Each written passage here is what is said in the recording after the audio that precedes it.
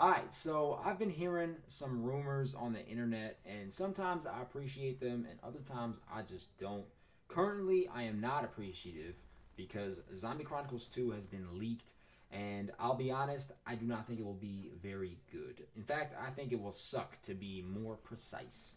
The reason that I think the original Zombie Chronicles was so successful was, first of all, mainly due to Infinite Warfare being extremely underwhelming and Activision wanting money to just be thrown at them. But also important was that there were many maps in previous zombie games, like World at War, Black Ops 1, Black Ops 2. Call them fan favorites, whatever you want, but that they could have been better and more enjoyable on a newer and better engine, being Black Ops 3.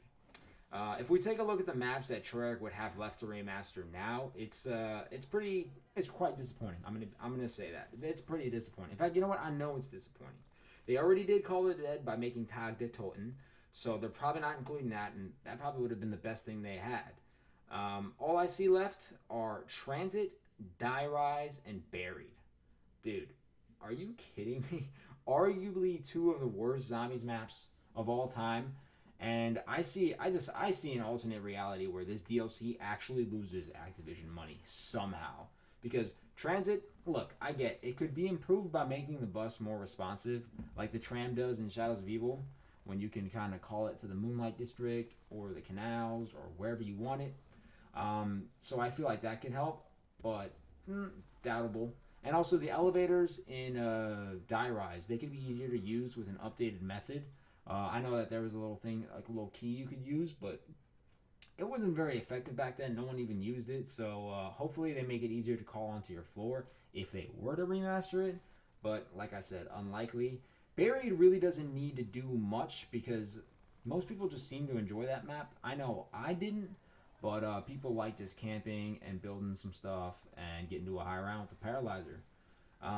But I don't see how they can entice people to play the maps they absolutely despised 7 years ago, and more importantly, to pay for access to them. Now, look, don't get me wrong. I'm a sucker for more zombies focus and the inclusion of more maps. But all I'm saying is be prepared to witness an epic DLC fail in the future. Also, not to mention, Treyarch is working on next year's COD, being, I believe, Black Ops 5. So they might not have time to even go through with Zombies Chronicle 2, or even if they do, it will certainly, at least I think, be half-assed, and that it will definitely show in the final product when it's not very good, like I've said. So let me know what you think about these accusations that I've been lobbing at and against Treyarch. You know, I could be wrong, but I'm not usually. But like I said, after all, this is all just my OP onion, and I can't even juggle. So, you know, like, what are you gonna do?